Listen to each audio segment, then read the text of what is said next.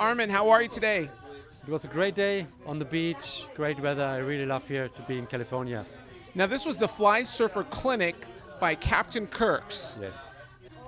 Yeah, it's great to be here. There's so much customers are very happy with our products, and yeah, that's what feed us to make new products to make it even better. So it's really great to see them.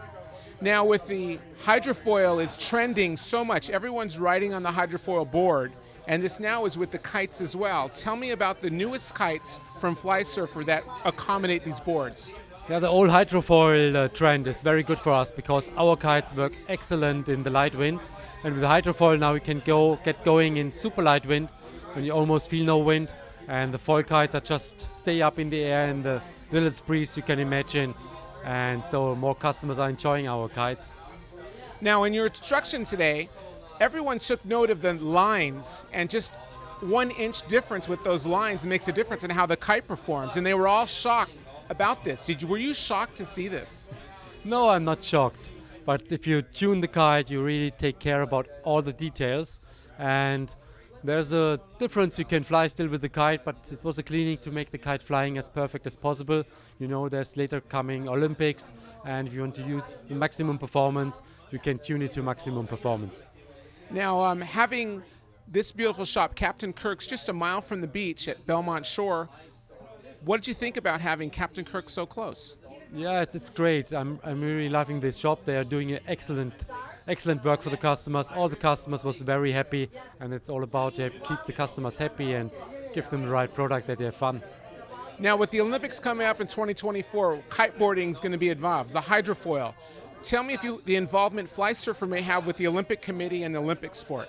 Yeah, we already have the world champion one with our kites, and our goal is also to be on the top on the Olympics. So we're really pushing for this in the future, and can have an impact for the sport that more people are watching it.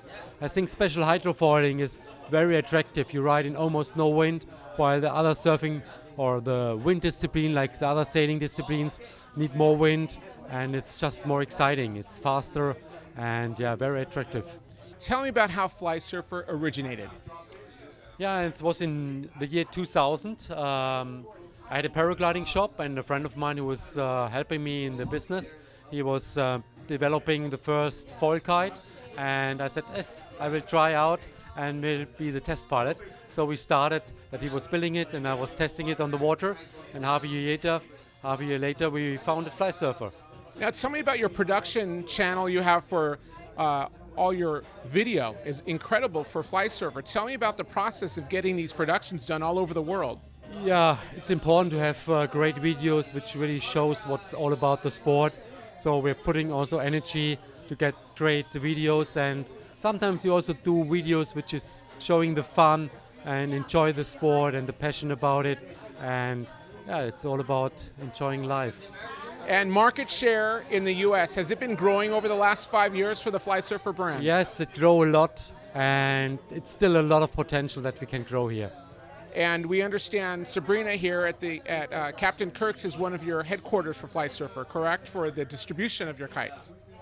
Yeah, she's one of the best shops we have in the United States here, and so very proud to have her here.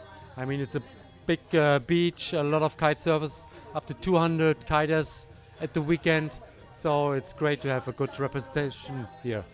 Where's one of your favorite places besides Long Beach to kiteboard on the planet? On the planet. I personally can ride everywhere, even if it's completely shitty, but here it's great for kiting. You have great weather, constant condition, constant wind. It's easy to get in with your hydrofoil even. You just walk a few minutes or just a few seconds to get in the water. It's really great. It's easy. You can teach very easy, so it's a great spot to start kiteboarding.